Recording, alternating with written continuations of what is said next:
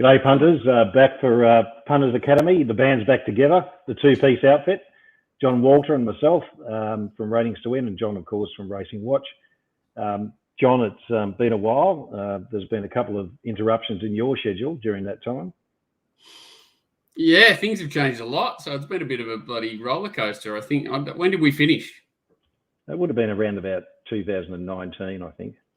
Life was good in 2019 up until about August, and then it's been a bit of a roller coaster, but back on track now, hopefully.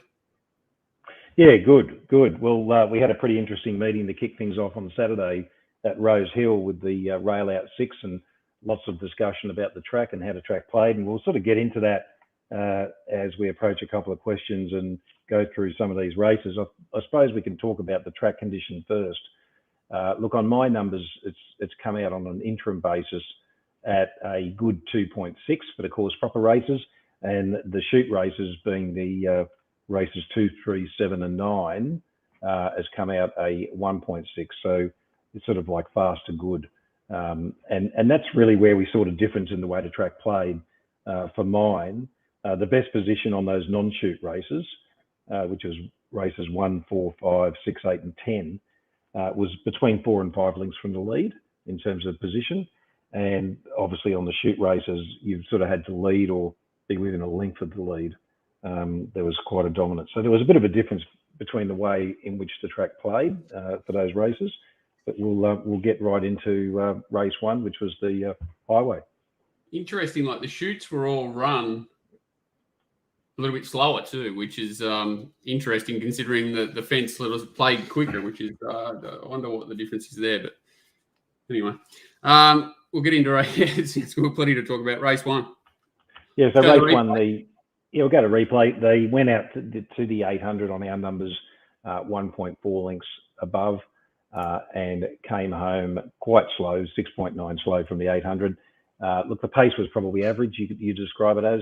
There was no real material difference between what they did to the 800 and the 600. And as you would expect, these highways don't normally rate much good. In this particular case, though, it was the second slowest time rating race of the day, and that the honours for that was race 2, the Canterbury Stakes. This is one of the faster. This and the last were the two fastest run races. So the two. The way I would do it, I would say probably not. But yeah, certainly average pace. Look, as I said, they went out basically 0.4 fast per furlong to the 800, which, I'd sort of describe as average. But I mean, look, everyone's going to have a different term. But, for a highway, you might say they've gone quicker than normal. And this is my horse that I found, the only bet I sent out all day, that decided to sit 3 wide, no cover, which was obviously the ideal place to be at Rosehill on Saturday. Golden Gorge, yeah. So the winner's obviously Mark Fitz coming down the outside. Yeah, look, Lord de Samino ran the 11th best last 200 sectional rating. Racketeering, which got held up, which was one of the horses I had something on, ran the 14th best last 200 rating. Look, I think had it got clear a bit earlier, it would have made things a little bit more interesting. May not have won, but certainly would have finished a lot closer. So, look, I don't know what there is to say going forward in terms of following any of these runners. John, have you got any thoughts on that? Well, yeah, they sort of match up. So just having a look at them. So Lord de Samino's the grey back in here. Winners Markovic, who was rails in run, but did get to the middle part of the track. Golden Gorge is like the only horse that sat wide, no cover all day and was in a finish. But as Paul says, it was a pretty bunched finish. You had horses like Racketeering back here in the red cap, who's held up, but is rails in run and gets back towards the rails. So, if it had got the run, I think it probably would have won, but you probably would have been saying it was a bit of a flattered performance. Everything would have gone its way for it to win. So it's a very difficult race to line them all up, considering rails in run the winner, but comes wide, sustains a run, second horse wide, no cover, battles away, and then you've got a couple of unlucky runners that are sort of stacked in behind them as well. So it's not going to be easy to line these ones up, I don't think, but I think you can take out of it that the first, second, and Racketeering are all going really well. Because I don't think Racketeering was probably as well set up as the other two. Kinship was one of the horses I had something on the race, which I thought was a bit disappointing. I did too, actually, and I kicked myself after the race because I had the 2-horse play Kinship because I thought it would lead, and Golden Gorge is the main one, when I just thought this horse would be out of play, Markovitz, the way the track was likely to play. And just, the way the ride, everything's gone its way to win, no doubt. But, yeah, Kinship, once it didn't find the lead, it's obviously basically put it out of play. Well, it's sort of like second preparation for this new trainer. Anthony Cummings had the horse first, and Barry Ratcliffe then had it for one run at Taree just before his spell, and then of course now it's had 6 starts this preparation and 1-3 on the trot. So look, it's improved as far as the country horses go. I've never seen a horse. I hate back markers. Everyone hates back markers, but I've never seen a country horse going better that is a dirty back marker with no speed than this horse is. Like it's every run this prep, it's sustained like an 800-meter run, which most of those country horses just aren't capable of. It's definitely a horse that will, if it finds it, I'm not sure what track it goes to qualify, but country championship should be ideal for it. Like 1400, big field, heavy speed. It'll be hard to beat wherever it's got to qualify at that horse, Mark. If it's in this sort of form in a month or so, whenever the heats are on. Yeah, looking at its sectional numbers out of Taree, the start before Saturday, it ran the best last 800 sectional rating on our figures, third best last 600, third best last 200, best 8-4 and 8-2. So look, there was some indications there. It did elevate its rating, 2 odd links going from Coffs to Taree. So there was some writing on the wall there to suggest that it could be competitive in a race like this. Look, I marked it sort of around about the market price. It's hard to really argue with it, especially the way the rest of the day played out. If everything went normal there, the horse probably doesn't win. Yeah, fair enough. Anyway, not much to see there. Race we'll 2. move on to race 2. So look, in race 2, we've got a situation. They've gone out 3.8 lengths slow to the 800, which is a slow pace.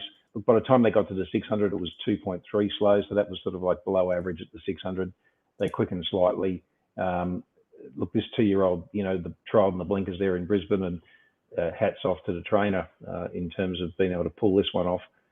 It was the slowest time rating race of the day for mine, and I don't think it'll be featuring in any of the feature 2-year-old races at this stage. What can you treat it as, like a barrier trial? I guess that's about it. Like, it's just they run it nearly at that sort of pace. The horse has been out of the race lead, so it's got the massive advantage of the day.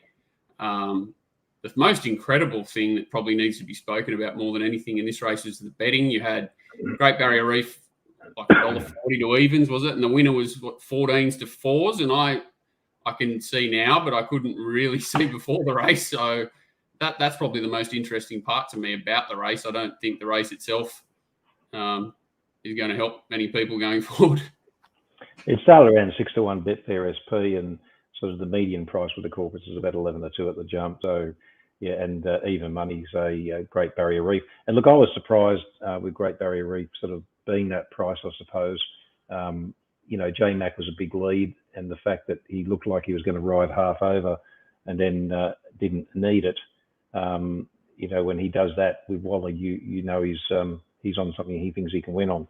So, but I thought the trials weren't anything special. I'm certainly no barrier trial expert, but the times were slow, and the opposition didn't seem like it justified the SP that it went out Saturday for me. John, what do you think?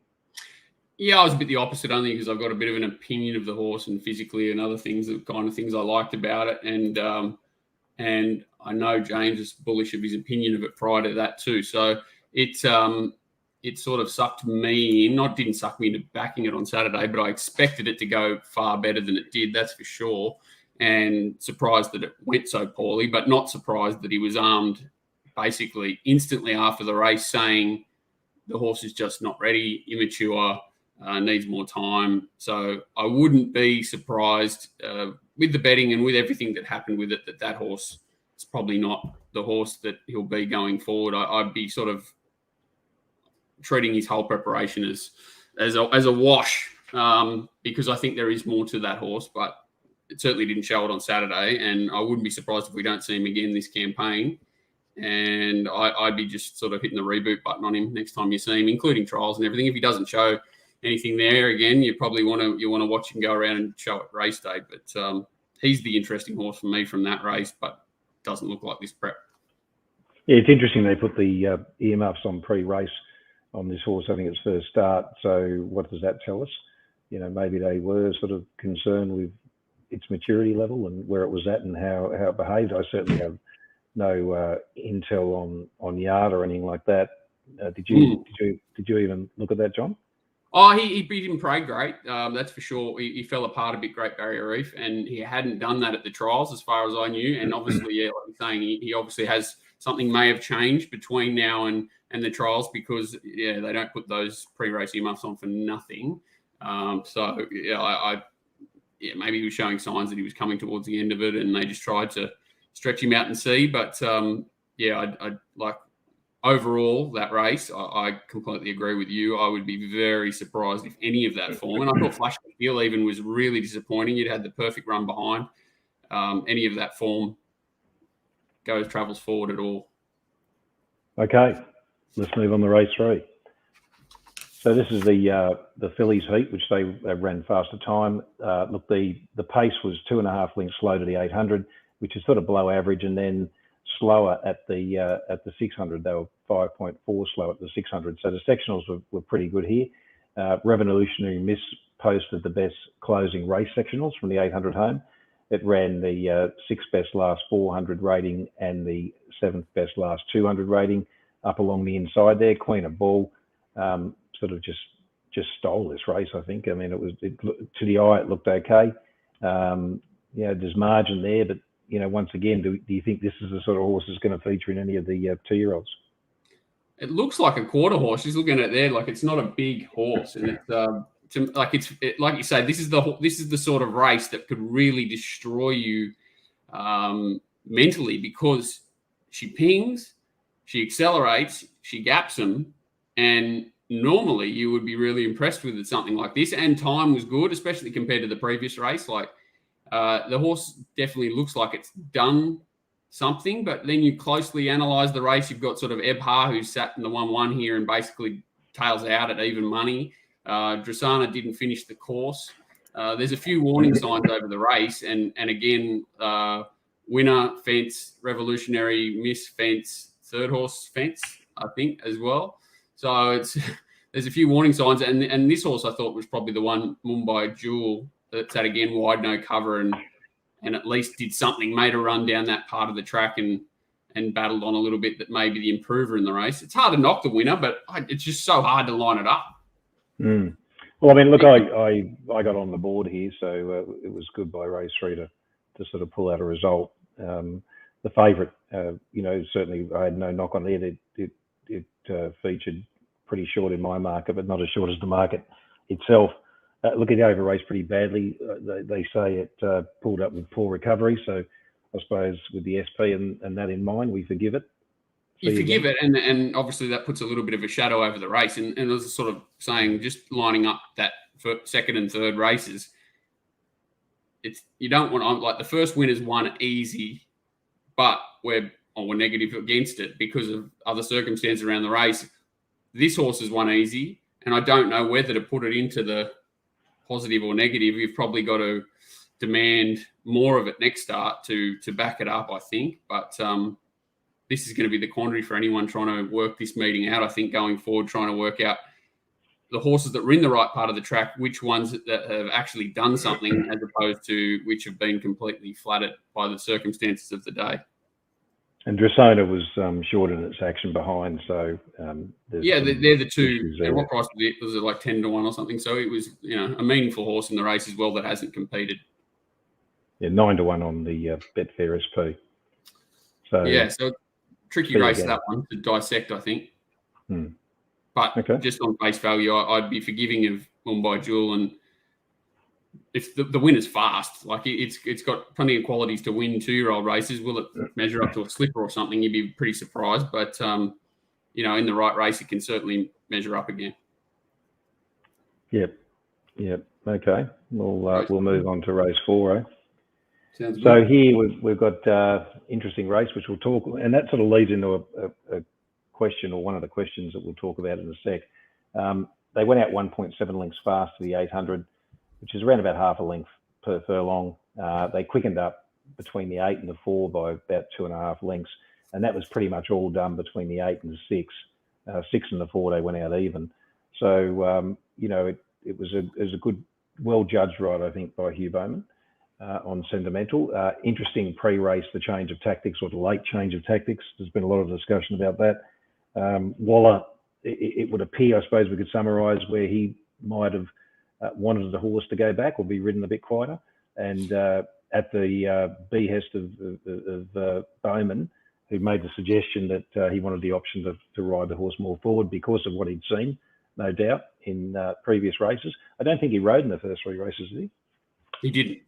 Bowman, yeah. So, and that's he'd obviously sized up what was going on, and they took the initiative, and it paid off and put a margin on them. It's a very interesting read for anyone who likes Stewart's reports. That's a pretty good one, because it was pretty in-depth what they did with this horse. It's Sentimental, like the questioning. And, okay, so he's come out and said pre-meeting, they've come out and wanted to ride Sentimental to its pattern. They're going to ride it quiet. Bowman's come into the yard, said, no, I want discretion to be ridden more forward.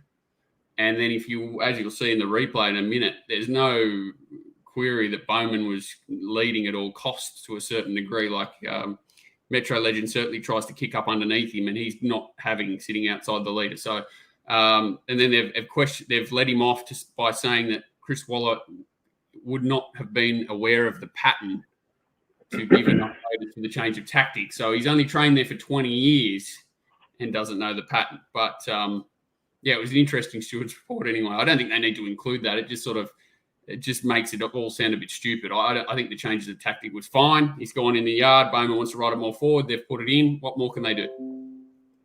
Well, I suppose the other thing too is that this horse normally settles around about 3 lengths from the leader at the 800 in its races.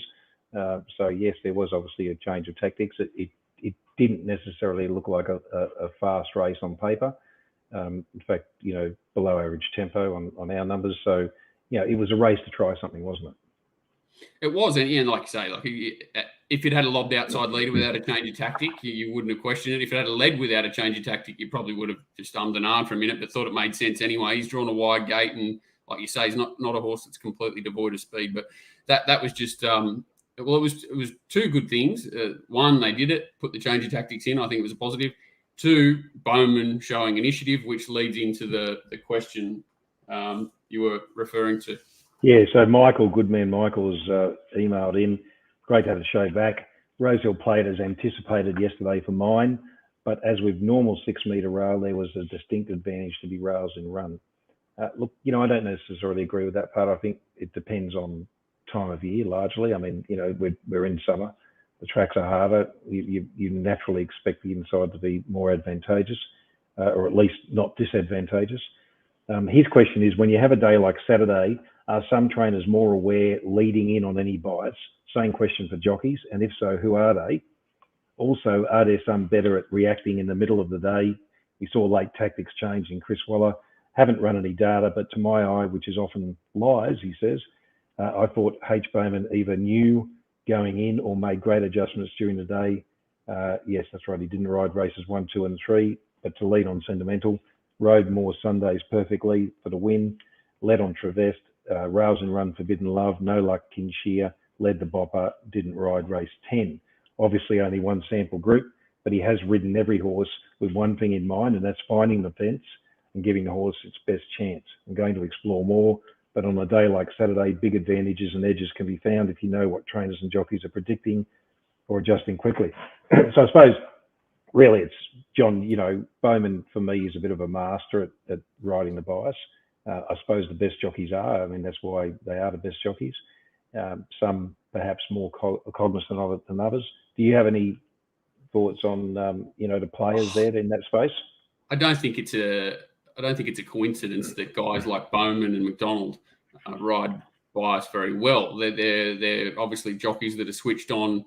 I'm not going to say from what I've seen in life that Bowman's the most well-prepared jockey, But has he got a brain for it? Absolutely. The first 3 races of him sitting in the room and watching them is probably an advantage for Bowman rather than going out race 1 and, he'd have some idea, but, it might take him longer to clue onto it than if he had not had those few races to really just take it all in. So my advice would be to pay attention to how jockeys ride early in a meeting or ride the pattern early.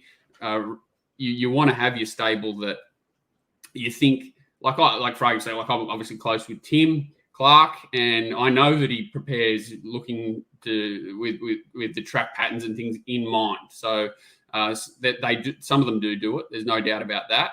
But the only way you can really tell if a rider's on his game is by watching how he rides, early in the program. If he's switched on or doing something a little bit different with a horse, like Sentimental or something like that, something sticks out, they're obviously clued onto it, and you can usually trust that for the rest of the program they'll ride accordingly. It's very difficult to go in predicting what jockeys are more prepared, but over time, if you're noticing the same ones, it's certainly not a coincidence, I don't think. So it's a bit of a personal preference thing. But most of the better jockeys are ready to go race day, I think. So really, just I suppose the advice for punters is to focus on what the better riders are doing and looking at where they're going and what they're trying to do. I would trust the riders far more than the trainers. I think that's a fair point. In preparation, in being prepared for where their horse needs to be in the run and what it needs to do for the track on that day. I think most trainers concentrate on the horse. Some would have an opinion, there's no doubt, but most of them are very strict on having their horses ridden to their pattern and don't want their preparations upset a lot of the time. Gay's not a good example because everything goes forward, but say someone like Jason Coyle, if you went out and said, listen, this horse has been ridden its last 8 starts in a row, I want to give it a dig today, you'd probably have a heart attack, So I think jockeys are certainly far more adaptable and keen to try things than trainers may be. Yeah, fair enough. Listen, a question from Dominic Byrne on Twitter there yesterday, Johnny. He wanted to know how many lengths advantage the fence was at Rosehill. You kindly handballed it to me. Straight to you. Asked Dom for his opinion as well, which he gladly gave. And look, he thinks that, more than 2 lengths is the number. I suppose there's no defined way to measure it. Everyone's going to have different ideas on that. We can sit there and speculate how the syndicates might play it. And obviously they're going to be looking at things like, performance versus expectation. And with lanes data, and accurate lanes data and wides and so forth, then you can sort of perhaps begin the process of breaking that down. What we used to do, of course, pre the availability of that type of data was we'd sit there and make, anecdotal decisions based on what we see, I suppose, in terms of winners and place getters and, which horses went where and their SPs and so forth. So for me, it's probably a little bit greater than 2.5 lengths. If you look at the actual top 10 outperformers on Saturday, and the only reason, or so should I say, the only measure of that is their performance versus SP, then if you were to apply the full merit of that advantage or outperformance, then it would be too much. So I suppose it's a fractionalized version of that that you've got to come up with your own formulas. I use a formula that calculates it. I don't sit there and try and do it myself. It's all done through math and algorithms. I'm not saying my way is right. Everyone's got their own way of doing it. But look, well, it's consistent, and that's a big part of the battle. It's got to be consistent. It's got to be consistent. And if you're using ratings, whatever they are, weight ratings or performance ratings, which are probably more a hybrid of time and class, or just simply time ratings on their own, then you've got to think about the adjustment and what it does to your prices, don't you? So, a link between the horses is probably going to be half the price or double the price. So you got to think about what that's going to mean next time. So if it is 2.5 lengths or 2 lengths or 3 lengths, if you add that or take that off the horse, is that a reasonable, or is it too harsh on what your assessments are going to be going forward? Because what happens if the horse gets back into the same spot next time out? So no absolute way of doing it. There was a further. Again, I think you've got to sort of play a little bit. If you're not, like, say yourself and everything's automated, you're trying to do it manually, you want to be, in poor races, you want to be harsher on the horses that were in the right spot. And in good races, you want to be more forgiving of horses that weren't in the right spot. And that's probably a good mix for people who aren't using technology and have the consistency. I think it's very easy to be over forgiving of horses that look like good runs in bad races is kind of what I mean. You don't want to, you still want to make sure there was merit in the race itself before you're adjusting too heavily and looking for horses that are coming out of certain races. The follow-on point that Dominic made also was, there is an expectation that's built into the price pre-post for horses drawn the fence. And he gave an example of 2 horses with a 10% probability being after the draw, say 7-1 and 12-1, and they might start 11-2 and 20s. So, that's, I suppose, the effective bias that. And I guess that changes as the day goes a bit too. Like I would assume that by the last, that's more aggressively priced in than, say, in the first.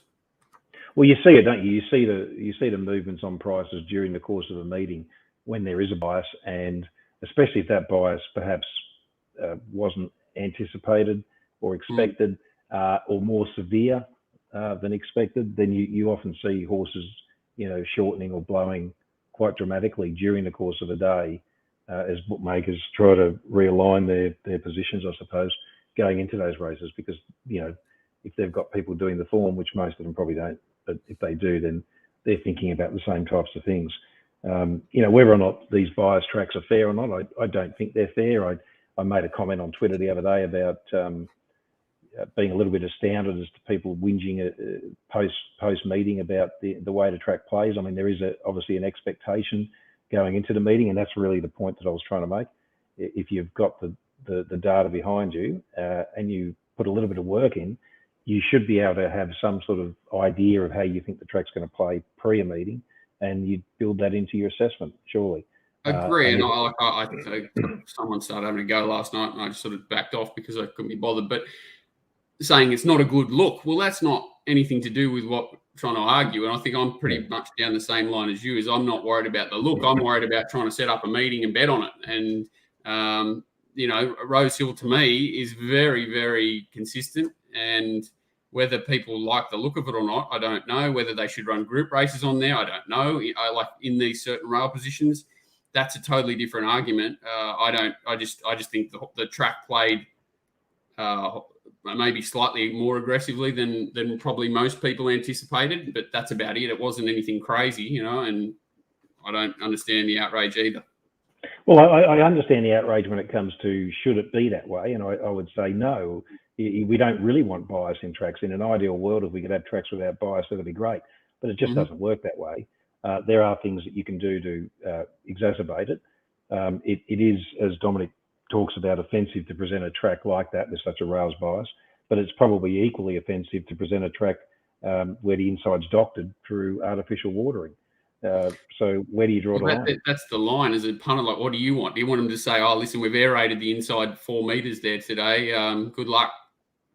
And then what do? Just don't bet for the first half a dozen races trying to work out what the heck's going to go on. That's the problem. Like, the movable rails is probably the biggest influence on a lot of how these tracks play, I guess. But yeah, well, rail and irrigation, right? Yeah. So anyway, and not for us to worry about. Not for us to worry about. All we can do as punters is interpret it. I do agree it's unfair, and I do agree it's not a good look. But as punters, we're trying to find an edge, and astute punters will always try to use the tools that they've got before them to do so. So I think that's probably enough on that. Just the only thing, race 4, we didn't actually look. We had a look at the race, and we danced the short price favourite, 5-4 favourite there. Look, it needs a wetter track for mine. From what I've got, it's figures out of New Zealand, and the bookies not love this horse. It's been the greatest import from New Zealand in the last 6 months for bookmakers. Holy heck, they just smash it every time it goes around. Yes, indeed, and so I suppose on the backup too, the 7-day backup, third up. To me, this is the part where Bowman could have easily grabbed hold of the outside lead. That shows that he had an intent to find the rails. It wasn't anything to do with the change of tactics of being more closer to the speed. He was intent on finding the rails, and that was kind of, and like I said, his ride from here forward, he doesn't try and slow him up, which is a really important part to, I think, taking full advantage of any sort of leader or rail bias, is to not allow these horses to cheaply creep into the race and steal the position. So, yeah, he rides the horse absolutely perfectly. He did quicken up between the 8 and the 4, as we talked about, and that was pretty much 8 to 6. And the pace was sort of average. They went out 1.7 above to the 800, which is sort of about average, and quickened up before to 6. So, he rode the race as perfectly as you would expect or want. What scares me, I don't mind this horse down the outside, Kanazawa. It's like 4th or 5th run into its first prep now and just keeps improving and running nice races. I think it'll make a horse next prep. But it scares me that that's Carlisle Bay outside it, like it's a weird day all around here. And like the winner, to me, is not a horse that would ever win by that far without things perfectly playing out for it and conditions, suiting. So I think basically, as you said, this horse doesn't like hard tracks, and we danced. Metro Legend may not be going too well, so it's the horse that's had the perfect run, doesn't finish. This horse, Deal With Me, is going okay, but perfect run, deep into its first prep, just a country horse. So I think even though time's pretty solid and everything, I wouldn't be jumping out of trees to be following the leader. But like you say, a lot of this will be priced into the next start anyway. Well, it looks like he's gone to a new peak, and that's not surprising. But this horse has had 21 starts now, and obviously was flattered by the bias Saturday. So that number, if you adjust it or try to normalise it for the effect of the bias, then you're probably going to pull it back to around about the figure it normally goes. And it's quite a consistent rating horse once it gets going. But that was off the fence in the run. Sorry. No, I was just checking that out at Kanazawa. I think you'll make a nice little horse next prep, Kanazawa. Well, the market seems to like the horse, doesn't it? I mean, it's had 4 runs now, first prep. Where to now? What, spell time? I would say so. They stepped it up pretty aggressively in trip after the first 3 runs there on Saturday, and I think it was just sort of more of an experiment. And they're not the sort of stable that tend to race them on past their use by date too often, so I would be very surprised to see it again this time. Righto. So we'll move on to race 5. Mm-hmm.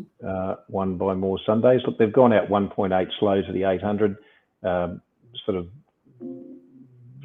slight increase in speed to the 600, but nothing substantial enough. Below average tempo for mine. More Sundays was ridden perfectly. I was on Oakfield Arrow and got pestered by Nick Top there, 3 wide no cover. What the hell was what the hell? And you'll see early in the race, Nick Top found a position. I don't know what the hell the mission was but like it early, so it doesn't jump great. Ridden along, Nick Tock out wide here in the pink, but finds a position there like 6th one off, it looks like. And then goes, no. I just can't seem to. Maybe just couldn't get it back in behind those horses, and then the horse took off. Maybe it wasn't as bad a ride as I thought the first time I looked at it. So you can see it pulling its bloody ring out there. So looks like it just can't control the horse. Yeah, look, More Sundays ran some pretty quick splits there. It ran the 4th best 600 to 200 rating and the 2nd best 400 to 200 rating at the meeting. Did bleed from one nostril, so bit of concern there. Saw that, so it's got a trial, I think, isn't it? Yeah, I think so. Look, Astero was taken back there by J Mac and, found the fence there. And look, it then got off the fence, but ran some nice numbers. Ran the best race sectionals from the 800 home, 7th best last 800, 4th best last 600, 3rd best last 400 and 200 ratings. Best as opposed to necessarily fastest. So going back to Michael's question, sorry to interrupt you, but I think this is a prime example of a trainer that had no clue that this horse was absolutely ideally set up to run as well as it possibly could on Saturday. 2 really nice runs leading in. Just needed to find a track where either it drew a gate and it was sympathetic for a sort of midfield position, or somewhere you could run on.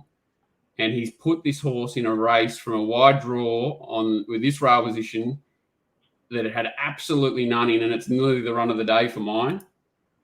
Great and run. whether it can carry it to the next start or whether that was its peak run, I'm not sure. But that to me points out that not all trainers are aware of what to expect from certain setups, you know.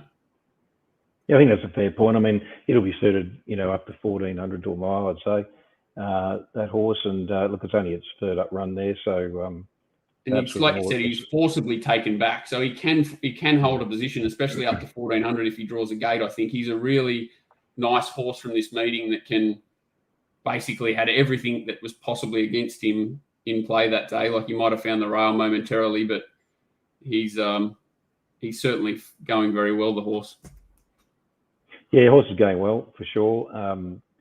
You've got to wrap Hugh Bowman there. He rode that winner perfectly, and unfortunately for you and I, John, we come up with Oakfield Arrow there, just getting nutted. So Jimmy Innes did nothing wrong. He's ridden that leader well both starts. Like, it wasn't his fault he got attacked. He did the right thing and held his position.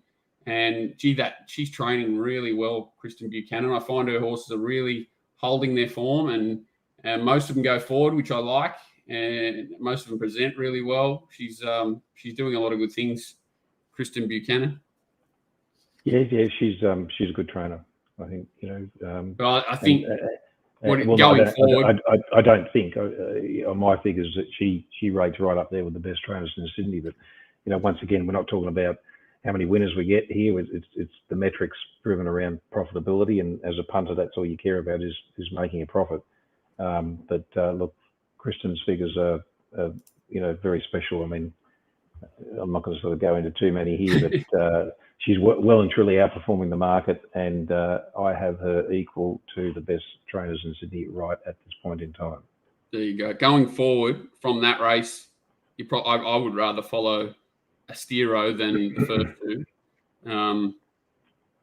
Don't want to knock Oakfield. I think he's going really well, and he's got a lot of positive attributes, whereas the winner certainly was given the really nice ride, and that's what he can sustain a sprint. There's no doubt, especially when things work its way.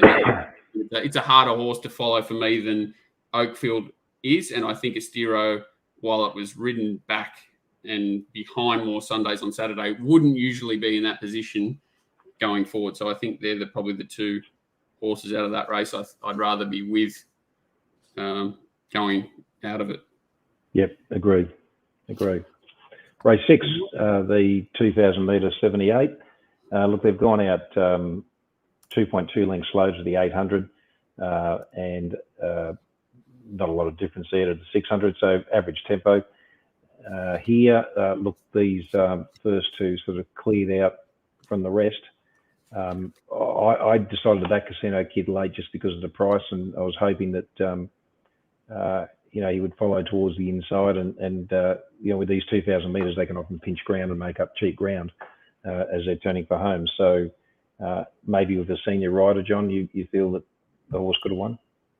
I do, and I kind of went back and looked at it again, and I think that he didn't do a lot wrong, but I think a senior rider probably gets it home because he's more urgent following McDonald through at the vital parts of the race. I don't think he's done anything really wrong to this point. He got it to the fence. It's relaxed. But I think a senior rider sort of tags up, doesn't let McDonald get that 2 or 3 lengths clear when it does get clear in the straight. And I think a senior rider is much stronger over the final 200, which is what this horse looks like it needs to get the best out of it. So it's, for an apprentice, it's certainly not the worst ride I've ever seen. But I think a different rider probably gets it home, and it's definitely just absolutely flying the horse. Yes, indeed. Look, So Wicked was probably a little bit disappointing considering its price. Jockey said after the race that it might be suited or better suited with a track with more give in it. Look, I don't necessarily agree. I think this horse is fairly universal. Its best figure on my numbers was when it won an 1,800 metre race there at Randwick in July on pretty much a perfect good 3. And maybe a touch better than that. So even though Saturday was slightly firmer, I wouldn't necessarily say that was the sole reason. It was on the quick backup, and it's been on the quick backup before and didn't perform. So, and there was some expectation that it would in terms of its price that day. So maybe that was the reason. I don't know. I think the price I think the SP from Saturday was if it led on the fence by itself. And as soon as Travis has taken that away from it, its price probably would have doubled or trebled. I think its last start effort for mine was pretty average, and it needed every favour. And I think as it sort of worked, I don't think it really mattered that the two across the line were dominant. The winner, I think it was jumping 500 metres in trip, second up. So obviously wasn't ideally set up and has probably more upside than the second horse in its preparation. But they're definitely the only two out of the race that look like they've got upside. I mean, Casino Kids is, it's going really well too, that horse. It's deep into its preparation now. It might have another run or two left in it. But look, it ran home nicely too, and not surprising, I suppose, because of the average tempo. But did run the 6th best last 800 rating and the 4th best last 200 rating, and the best race splits overall closing from the 800 home. So, in similar races, it's going to be competitive still. Yeah, third horse, I agree, very much flattered. Not much of a horse really. Probably for me, midweek, probably better suited back at the midweeks, John. Absolutely, and over the next few weeks, these sorts of horses probably end up back in that sort of grade anyway. So, I think that's kind of where you can dissect. That's a race that sort of points out, which horses had merit, which horses don't, which horses, and the first two, all the merit was within in that race. Indeed. Well, let's move on to the Expressway. Look, they've gone out here 1.3 lengths fast to the 800. They have quickened up a bit to the 600, so sort of average to above average tempo by the time they got to the 600 here. John, you want to walk us through this race in terms of... Well, I thought it was interesting here, and I did have... I think Bellucci Babe was the one that they expected to lead, and she's not always quick away, so it was good for Tim to show the intent to cross, because that certainly is what's won him the race. Bowman was unlucky that sort of Tim showed that intent, because, as we said, at the end of the race, he probably wins if Tim doesn't do that, because these two basically control the race from this point. I didn't... If on figures, this is a nothing race. From your opinion, I would imagine it's not a vintage Expressway Stakes, and it'll be very interesting to try to dissect this one as well. But I think for me that the race was won in the first 200 metres of the race, and from there on, you've got to treat it pretty much as a barrier trial for most of these horses. Look, on figures, I wanted to be with Animo, but it just came down to the decision of Matt, I suppose. Risk reward at that price, and so I stayed out. I didn't bet in the race outside that. I thought Standout might have gone a little bit better than that. Perhaps it wasn't ridden effectively. Forbidden Love, was held up there between the 400 and the 200. But as you say, all honours to Bjorn and Tim there for taking the initiative in what appeared to be a slowly run race, and making the race decision early or the winning decision early. Look, Superior, I think, it travelled a bit wide, didn't it, John? No cover there, I think. The only one wide, no cover the whole way. Yeah, so maybe forgive it. But in terms of figures, it looks like Animo's probably come back, or hasn't made the weight for age improvement, perhaps, and has come back maybe about a length below where it did last prep. So I'll wait until I get final figures in and make some adjustments there. But I'd say it hasn't done as much as perhaps some people expected. Watching the replay, sort of anything in isolation, Animo, just sort of if you want to try and defend the horse, I read someone asked if he went to the rail, would he have won? I don't think so in a million years. He would have Pardon me? How would he have got to the fence in that situation? Well, he could have dragged back completely. To get to his fence, but then where would he have been from there? I think he's ridden the horse as well as he can, but you kind of watch McDonald closely. He's kind of always at the horse and trying to keep it as close as he possibly can the whole way. This is not how he would have ridden this horse if the track wasn't playing the way it was. You can see that he just doesn't want to give them 1 inch more start than he possibly can. He's just never comfortable, the horse. I would really be forgiving of this horse going forward. Wary that the race is not great, but I just don't think the horse was ever allowed to relax, be in his comfort zone, and do what he likes to do. I'm not a huge fan of the horse, to be fair. I think a lot of his performances have been a little bit flattered. He's always had good tempos and things to suit him most of the time. So I'm not a massive fan, but I just watching it, I think he was ridden out of his comfort zone, and I'm certainly not sacking him off it. But I'm just treating that race as like as a game of chess.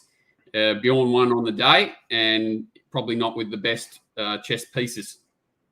Yeah, and tactics sort of won the race. But I mean, Animo leading in, it was pretty hard not to have it short, in my opinion, based on the figures and what it had done. It was best horse in the race, clearly, but it wasn't going to get the run pursuit. And that was always going to be the problem. And that's, I suppose, on the day, especially the way the evidence was backing up the expectation of how the track might play, was the main reason why I didn't want to take sort of 11 to 8, 5 to 4 there on the weekend. Had he gone back to defence, had he dragged right back, he'd have to be behind Standout, and by the time it rolled off the fence coming to the turn, it would have been on the back of Forbidden Love, and it had no room. So I can't see how it would have. In fact, it might have finished further back. Yeah, I think he rode it absolutely as well as he possibly could to try and win on it on Saturday, and I don't think anyone could be disappointed with the ride. Agree. Righto, so let's move on to the 1588 on Saturday. They went out very slow here. They went out 10.7 lengths slow to the 800, which is just over 3 lengths per furlong, and didn't really quicken up at all at any stage. It was pretty much a sprint home. And look, this horse has jumped well, the winner, and in terms of sectional performances, and naturally you would expect the best sectional ratings of the day to come out of this race because of the slow early tempo. So no surprise to see horses all perform pretty well there. Mudgee sort of got back and hit a flat spot and picked up nicely and made up a fair bit of ground.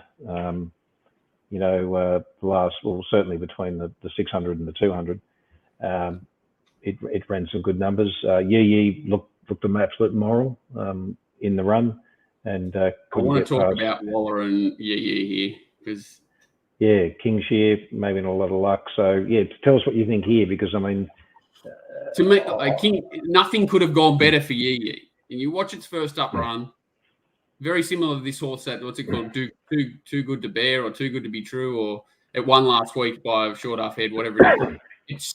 They sprint incredibly well fresh. Like they've got to turn a foot. Doesn't matter where they race, they can race on speeds out the back. They've got to turn a foot. Then this second up run, for whatever happens with this stable between their first and second up run, they just show no turn of speed. And I understand this is a slowly run race, but the winner has come, from behind it and beaten it. Got to it quickly and beaten it comfortably. Like as you said, like in the run, what price was Yee if it was even money before the race? It had to be sort of 3s on or something. Or 2s on if you want to be, kind. It just won paced, and I just don't know what happens with these runners. And then third up, they tend to bounce again, and it's even weak there, if anything, compared to Monegal and Mudgee. It's a really weird run for me, and it just typifies the stable for mine. I just really find their horses difficult to follow from first up to second up. Yeah, losing around about 30% on turnover, those second up runners of Waller's, so that's a worry. But it was hard not to have the horse short in that race, and the market, they really found it. So, well, if you reprice that race, how does it ever beat the winner? No, it doesn't. And what scares me is next time they don't run to that, and that's why I find it very difficult with this stable. I don't know if it's a new thing or what, but off short breaks they're so effective, and then just that the backup run or the next run they just tend to peak out. And there was a horse, I think was it called Starman, or it did something similar, ran really well first up at Rosehill, really poorly, went up to the Gold Coast, smashed them third up, and I just keep seeing it over and over again, and I'm just really wary when horses are short from that stable second up off really good fresh runs. Lights on now. Yeah, I'm just having a quick look at that run there, John, at Randwick, because it was sort of wasn't clean out of the gates that day when it ran 7-4 favourite at Randwick in December. Which horse is this? This is that Starman we're talking about. Oh, yes. Yeah, it wasn't clean out, but just not the same horse. And then when it went up, I think it won by 6 or 7 lengths at the Gold Coast, and they're a totally different race. But track conditions, everything. It's just amazing physically what they look like they're capable of. It's not as if it's just like they become really one pace, like he just bangs a lot of work into them between the first and second up run or something. I'm not sure what it is, but from that race, the winner was just dominant. But like you said, I thought that I didn't like, because they were such a slowly run race. Monegal was a really good effort, and so was Omaji. Going forward, if they found, a track change with a race with more tempo, and as I said, like this time of year, they start to sort of jump back and forward between Wednesday or a lower grade race, that they're going well enough to pinch another race with the right setup. Yeah, it's probably hard for a horse like Monegal to sort of, step back and grade it all. It's sort of stuck in these races, I think. It does go best at Rosehill and, continues to sort of get back run on, and it has its day on occasions. Really the horses I want to back. But no, I agree with that. They need perfect setups to win. Yeah, I think Omaji's going well, and it's in good form, and I wouldn't necessarily sack it off that run. No, and I just can't wait to see what Yee does next up. Time will tell. Let's move on to race 9, the 1288. They've gone out pretty much bang on average to the 800, and they have quickened up to the 600.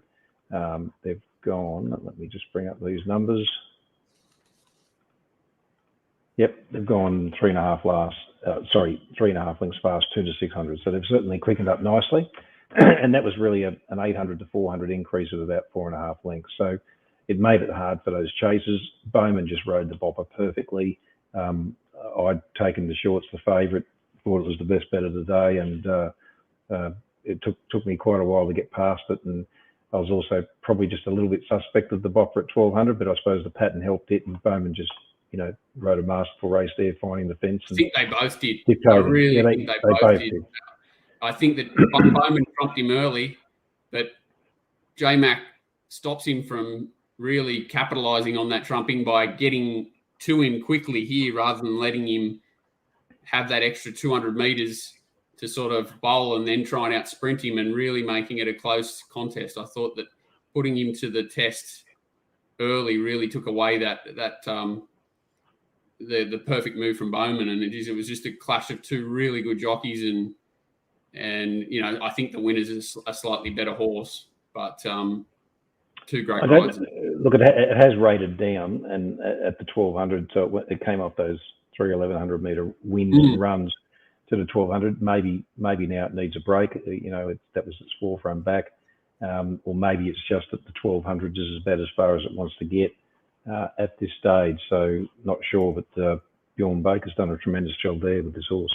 He has, and I sort of had a quick chat to him this morning, to be honest, and asking sort of what sort of level this horse is, and could it pinch a group race over 1100? And I was, well, if you found the right 1100 metre race, it's definitely not hopeless, and it's just got such a great racing pattern. It's proven it can sit outside lead and win, lead behind leader. It's got to turn a foot. It's a dangerous horse in a lower graded black type race when it's in this sort of form. This silly bloody horse back here that just keeps going up and down and sideways in distances has gone okay there. He just drives me back in a circle. He's another one of the trainers that I don't think looks hard enough at placing his horses correctly. Yes. It's always been a bit tricky for Payne Stable, hasn't he? Oh, tricky. That's about it from that race. So coming into the last race, we saw the Bolter in pass win here, and look, I was lucky enough to have something on it. It was purely just a price play. I backed a couple of others in the race. I had a pretty good bet on Secret Triple E, the horse that was on the one-day back up there, and also back Crosscheck that sort of got outridden there. Clipperton sort of outrode Collett there late as one of the. I'm on Van Gies for my life. I hate you. You hate me, fair enough. Van Hughes. I was hoping he'd ride Van Hughes probably a pair further back because he's just a little bit of a distance query, but had to turn a foot. And I love the winner, but I couldn't imagine it getting the run it got. And too good. You stuck because of the price, and that was definitely not a silly play. Price and where it was likely to get to on the map, and I was just hoping like hell it sort of hugged the fence and got a bit of luck. And look, it did get out to about $70 on Betfair. I think the SP. So and that wasn't a bet that I intended to have. It just panned out that way. I had something on it, but as I said, the secretively would have been actually a better result financially. I played the race quite heavily, hoping that Nevaez would hold the front. Ulysses would be behind it. Van Gies would be 3 back the fence, and they'd be a bit of a Harold Park play, and they'd be 1, 2, 3 the fence. Secretively takes the front, which was not, an impossible scenario to work out. But as soon as he did that, all of mine left the fence, and Nevaez has gone horrible anyway. But you got Ulysses out here and cross-check. I think this form's pretty steady. Well, that was the interesting thing. The Waterhouse horse there, I had it on top. I didn't have it as short as the market, or at least I couldn't get it that short. But it was coming off that big SP first up at about 40 to 1 at Flemington. So,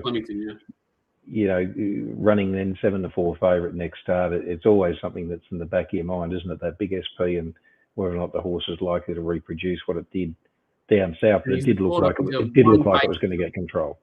Yeah, he's a one-pace sort of grinding type that really needs to be ridden perfectly, and he's very vulnerable if he gets attacked or others around him have got better sprints than him. So he's a very hard horse to take short odds about for mine. Maybe a step up in trip.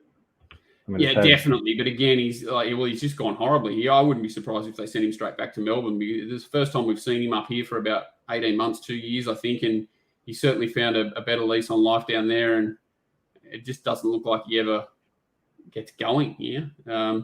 Whereas, other horses are in similar positions, have all done something. It's done nothing. Yeah, you might be right, John. Maybe it is just better off down in Melbourne and should go back there. But I can understand, Matt, people wanting to back the horse here. I couldn't find anything. Yeah, I couldn't find anything going forward out of that race that I really wanted to. I didn't want to be too harsh on anything, but nothing out of that race that I could identify to want to be too positive about.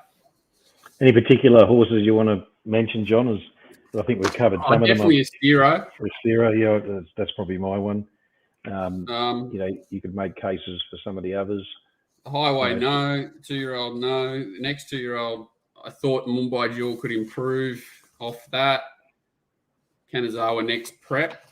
Estero, Casino Kid flying. Crystal Pegasus should continue to improve.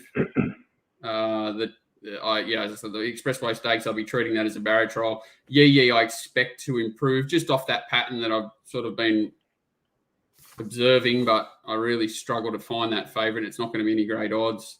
Rule of Law and the Bopper, same sort of race, continue, and then last nut. Yeah, so Estero, clearly the horse to follow from the meeting for mine. Well, it was a great meeting to certainly get our teeth into first up. We've still got some other questions here, John. We might just find the time to go through and answer those.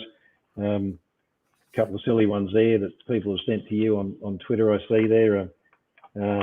Should that protest have been upheld in Santiago, race 17 there at Chile? That was Alan Aiken asking you something about how far is the local thing. Jesus Christ. How local do you need to be how local do you need to be to use one of those roads that is signalled local traffic only? He's not only finds every winner, he's also a comedian. And there, John Analytics there, how much drink would a redhead drink if a redhead would drink red? Oh, I didn't even see that one. That's a good one, yeah. Didn't see that one? Jesus Christ. Look, Nigel. Hard to get a straight answer, isn't it? Hard to get a straight answer out of anybody. A friend of mine there, Nigel Chaplin, asked, do you guys tend to find some jockeys are awake to track bias more than others? I suppose we covered that earlier. Answer is yes, and generally the better jocks, but I suppose it depends on the jurisdiction that you bet in. Everyone's going to have their own ideas on that, but in Sydney... I'd add to that too that the more aggressive jockeys, the ones who like to sort of be up on speed, are the ones that are more likely to be aware of biases and riding to biases too. The ones that tend to be more negative and out the back and sort of let races unfold are more likely to be the ones that are not really concerned about how the tracks are playing. So look, Max asked you on Twitter, I think it was, John, if Rosehill's known to play up and in more often than not, and a similar situation happened last time Animo raced in the Golden Rose there, where I think the rail was rail and true that day. I think it might have been, but it was an inside day. You'd expect so, yeah. That was in the Congo when it won there. Was it bad placement by Godolphin to send him there on Saturday? I don't think so. I think the horse has got to start off its prep somewhere. It's certainly not the grand. I think they're treating it final. as a barrier trial. They're obviously hoping for a Group 2 winning barrier trial, but I don't think they've got any concern whatsoever about that race. Or it's more of that stable is just 100% grand final stable. They're just ticking off boxes on the way to wherever it needs to go, and I think that worked in with that goal. Yeah, that's fair call. Okay, so a couple of others here. Mitchell asked whether or not we could go over how our punting's been going since the last episode. Well, Jesus that was a while Christ. ago, Mitchell. That was 2 years ago, and John had a couple of interruptions to service during that time, in which he couldn't bet. Have you noticed any major changes in the betting markets, and how has your approach had to adapt to those changes? Look, I might just start off by saying the market's always changing. The syndicates are always looking at that and looking at ways to reweight the coefficients in their models. How do you pick it up? Well, I suppose just constant analysis rather than trying to use anecdotal evidence, using hard data to do that. And obviously people that have got software like ours can do that pretty easily, as you know, John. And, I suppose the important thing is not so much to look at strike rates or try to sort of backfit the data too much, but look at it more in a general sense and say to yourself, well, what sort of return do I expect to get if I was to back every horse in the race to take out a certain amount? And how are the individual factors that I want to analyse? How do they perform against that metric? And is there a shift in those as time moves on? Whether it be barriers or leaders or horses on the quick backup, there's always going to be changes. Things get overvalued, things become undervalued, just like jockeys and trainers as they go through different periods of success and failure. I suppose all you can do is just continue to keep your finger on the pulse, and if you are able to use our database, then you've got those figures at your fingertips to sort of hone in on. But once again, you can't necessarily read too much into it because there is always going to be variance in results, and you need a fairly strong sample of data before you start making or drawing conclusions, I think, anyway. What do you say? Yeah, I'm going to answer the question very differently, and the changes that I've observed, because I sort of focus more on New South Wales racing, is a big increase in product, as in a lot more races. And I think the areas that I used to concentrate on, more country, provincial, are being diluted really heavily with low class races to target the horses that are sort of in that area now. They're really trying to push anything with any quality towards provincial city racing, and country racing is now a lot of, I think I sort of said the other day, there was a benchmark 50 something class 2 and above the other day. Like, that grade should just not exist for mine. You're tailoring races for horses that have had 30 starts, that have had 1 or 2 wins, and it's there's so many of these sort of races around, and that's the biggest change to my area of expertise.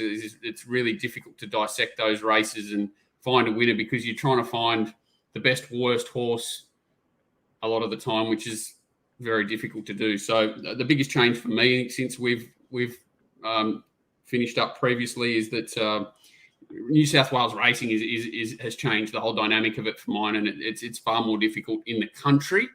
From a betting markets perspective, the corporates also make that far more difficult, especially for sort of the service thing that I run. They're just so quick now to change prices and bounce off each other and really shorten things up without even writing a bet a lot. So it's it's not as important in the city. their caps on betting are far more generous there. But whereas the country and provincial markets, they're far more aggressive to chop and change them. So to me, now the way it all works, it's nearly like Betfair for country provincial markets mean nothing until they're the next race to go. Until 5 to 10 minutes out for country and provincial in New South Wales, betting really doesn't start at all. You can see fluctuations, but they mean nothing until late. So I think New South Wales has changed a lot. I think that's a good point, and it's probably also fair to say that a lot of the races that you're referring to too are really non-tab races that we're being forced to, if you like, consider. Yeah, I just think there's too much product. Meetings. I did notice that I sort of had a whinge the other day, and one of the people participants who usually must take horses to those races, those non-tab races, they're saying they no longer exist. So it looks like they've basically upgraded non-tab races to TAB tracks, and that's how they're getting a feel. But you're sort of getting 3 and 4 meetings on the same day in New South Wales, which I just feels too much. And that's not just on a Saturday. You're getting meetings overlap. I think on last Friday we had Canterbury, Taree, Scone. So you've got the same pool of horses, same pool of jockeys, potentially in 3 different meetings on the one day. And that makes it very difficult to have any quality from a horse perspective, from a jockey perspective across the board. It just seems to dilute the product to me. And that's been the biggest change for me, which it's very difficult to deal with, to be fair. Okay, good answer. Look, another one here from Luffy, or I should say another one, a question here. Great to see the show back and hope you're both well. Bit of a different question than usual, I guess. I'm interested to see how you both run your home office setups. Are you using multiple screens, split screens, and or TVs when doing the form? Any tips to best use technology to save time in getting the form done?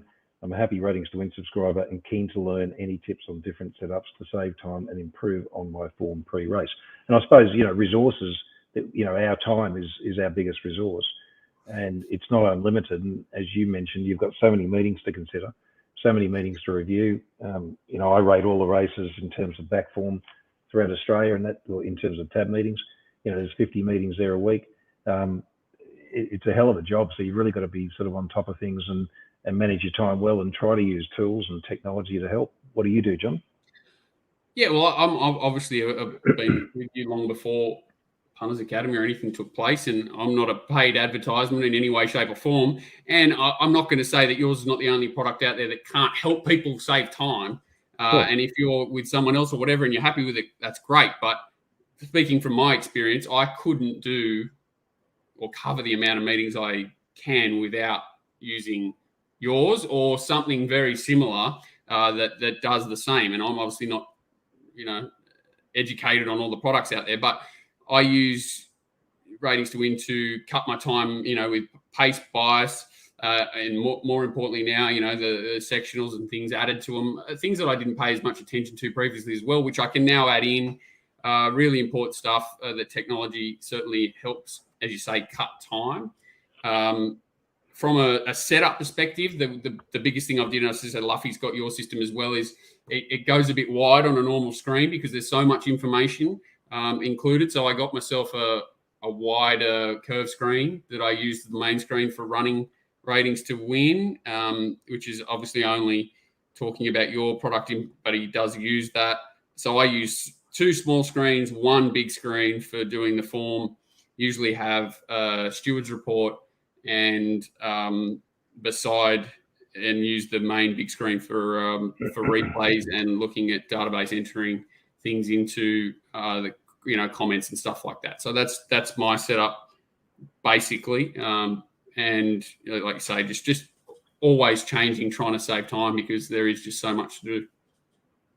So I run 2 of those wide screens that you're talking about, John, those 49-inch, I think they're 4K screen or something, 5120 by 1440 resolution. So you can fit a fair bit on there.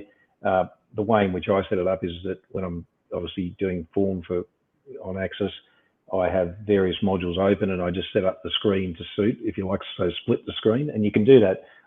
All those big screens now come with their own software where you can actually sort of create screens within screens and put different pieces of information so that it always lands where you want it to go. So that's what I do. I use 2 of those, and I also use a laptop which is for other bits and pieces going there. The laptop's not always running, but it's there on the desk when I need it. So 2 of those screens. So that's equivalent to 4 27-inch screens running. That's what I used to have, but I find this a better outcome. Yeah, I think because you save space in terms of the desktop setup. I mean, certainly everyone's going to have a different setup, and it depends on what you want. And there's no magical solution. There's no, well, just because I've got this, it's going to make my job better or easier. But yeah, in terms of time management, I suppose using just tools. And not having to scroll in and out once or twice a day, or 10 times a day, or 100 times a day adds up over the year. Let me tell you, like, it's amazing how much pressure it takes off you if your setups are ideal. Like, if you can streamline your setup and less clicks every day means a happier person at the end of the week, I guarantee you. Indeed. Last question here from Jamie. I've got a question for the Punting Academy. Just wondering what your thoughts are on post-race WQR ratings adjustments using SP expected performances versus actual performance, e.g. failed favourites, long shot overachievers, and horses that have run to their SP or expected SP. Is that something that would have some merit? If so, what adjustments would be reasonable and when? Jamie, you bang on there. That's exactly what I do, and I don't sit there and sort of try and calculate it. Once again, it's all done automatically, but I do build those adjustments into my figures. WQR ratings, they're the ones you're talking about, Jamie. They're the ratings that I use and create. Look, do you have to actually normalise? No, you can just use the ratings as they are, unless you're going to do it sort of across the board, at least in the jurisdiction that you're operating in. And it's a lot of work to try and do it manually. Unless you're doing it for all horses every race, it's probably not worth it. But as I said, if you've got ways of automating it, and there's a lot of work that needs to be put in to do that, then certainly I think it adds extra points at the end of the day to the bottom line. But you're right, you bang on. You should make an adjustment, even if it's just a few notes on the horses that have overachieved or underachieved, and having that information at hand next time you're doing the form, and to know whether or not you should be harder on a horse or more forgiving. I think that's probably even a reasonable mechanism to use to achieve, I suppose, what the data is trying to tell you. John, what do you say? Yeah, I just take it for granted because I don't have the time or inclination to try and adjust everything manually, and it would never happen. So I just take for granted what your figure comes out with, and I use it quite often, especially races like highway races and races where horses are coming from vastly different form lines. It's a very good reference for me, using a rating that you've put a lot of time and effort into making it stand up sort of on its own, so you don't have to adjust it or do anything to it, and that's a big time saver for me. Excellent. Okay, so let's wrap it up. Punters, thanks for joining us today. I hope you enjoyed the show. You can find John at racingwatch.com.au. He operates on New South Wales racing pretty much 7 days a week, I think, John. Pretty much. You're always looking for opportunities there. Ratingstowin.com.au. That's obviously my website there, where you can find more information about the database, or you can contact me on email or through Twitter. Our Twitter handle's there on screen. John, we'll do this again next week. You want to make sure they know yours is Paul D01, isn't it? I just want that's right. Yeah, Paul D 01 on Twitter. So if you want to direct message me or you want to ask any questions, feel free. The intent is that we'll do this on most Mondays. There are obviously going to be times where we can't do it, and we hope to have some other news soon that make it. We've gone a bit long this week, but we probably will try and split it into two as we go forward. So cut the review into one and the questions into another. I'm pretty sure we'll probably do going forward. But today's a long one, but hopefully it still was worthwhile. I'm a bit rusty, and look, all that hard work, John, that you put into getting that intro sorted and the technology, I appreciate that. And as I said, viewers, we'll only improve. We will improve. Send your questions through on email or direct message to John or myself, and we'll get those sorted each week. And if you've got any suggestions on how we can improve the delivery of what we're doing, feel free to mention that also. Thanks, guys. Perfect. Thank you.